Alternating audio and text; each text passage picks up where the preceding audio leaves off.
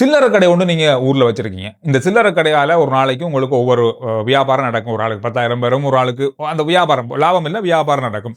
இப்போ இருக்கிற பட்ஜெட்டின் அடிப்படையில், இப்போ இருக்க வரவு செலவு திட்டத்தின் அடிப்படையில் எந்த அளவுக்கு வரி செலுத்தணும் இந்த வியாபார நிறுவனங்கள் அப்படின்னு சொன்னால் 60 மில்லியனுக்கும் அதிகமான ரூபாக்கள் வியாபாரம் நடக்கணும். ஒரு வருஷத்தில் 60 மில்லியனுக்கும் அதிகமாக வர்ற அந்த தொகைக்கு தான் 18% வரியும் 2.5% SSCL அப்படின்னு சொல்லக்கூடிய வரியும் செலுத்தணும்.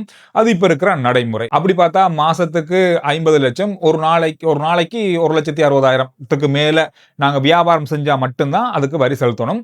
அது பல வியாபாரம் சாதாரணமான கடைகளுக்கு இது சாத்தியம் இல்லை, ஊர்ல இருக்கிற கடைகளுக்கு இது சாத்தியம் இல்லை. அதனால இந்த வரி செலுத்துற அந்த நடைமுறைக்குள்ள இந்த கடைகள் வரல.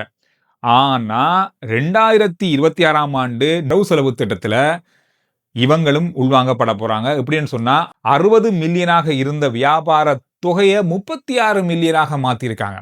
அப்படி பார்த்தா ஒரு மாசத்துக்கு 30 லட்சம் ரூபாய்க்கு மேல நீங்க வியாபாரம் செஞ்சால், வருமானம் இல்ல வியாபாரம் செஞ்சா நீங்க வரியாக 18%, 2.5% SSCL வரியும் செலுத்தணும். அப்படி பார்த்தா ஒரு நாளைக்கு 1 லட்சத்துக்கும் அதிகமான வியாபாரம் நடக்கிற கடைகள் எல்லாமே 2026ஆம் ஆண்டு ஏப்ரல் 1ஆம் தேதியிலிருந்து வரப்போற இந்த புதிய நடைமுறைக்குள்ள வரி செலுத்துற அந்த பட்டியலுக்குள்ள உள்வாங்கப்படுவீங்க.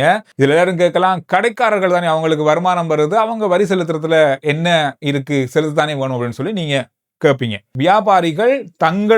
வியாபாரிகளும் அந்த அதாவது நம்ம பொருட்கள் வாங்குற அந்த சாதாரணமான மக்களுக்கு இடையில நடக்க போற வியாபாரத்துக்கு நாம என்னென்ன பொருட்கள்லாம் வாங்குறோமோ அந்த பொருட்களுக்கு 18% வரியையும் 2.5% SSCL வரியையும் நம்ம வாங்குற பொருள்ல இருந்து வியாபாரி எடுத்து தான் இறைவரி திணைக்களத்துக்கு அல்லது அரசாங்கத்துக்கு வரி செலுத்த போறாரு. அப்படி பார்த்தா கடைக்காரர்களால் நட்டப்பட போறதில்ல, நாம தான் அதிக விலை கொடுத்து பொருளை வாங்க போறோம். 1 லட்சத்துக்கு அதிகமா நம்ம கடையில வியாபாரம் போகுதுன்னு சொல்லி அரசாங்கத்துக்கு எப்படி தெரியும் அப்படின்னு சொல்லி நீங்க கேட்கலாம். உங்களுக்கு தெரியுமா, 2000 மில்லியன் ரூபாய்கள் இறைவரி திணைக்களம் ஒரு கட்டிடத்துல தனியா இயங்குறதுக்குன்னு சொல்லி இந்த 2026ஆம் ஆண்டு வரவு செலவு திட்டத்துல நிதி ஒதுக்கி இருக்காங்க.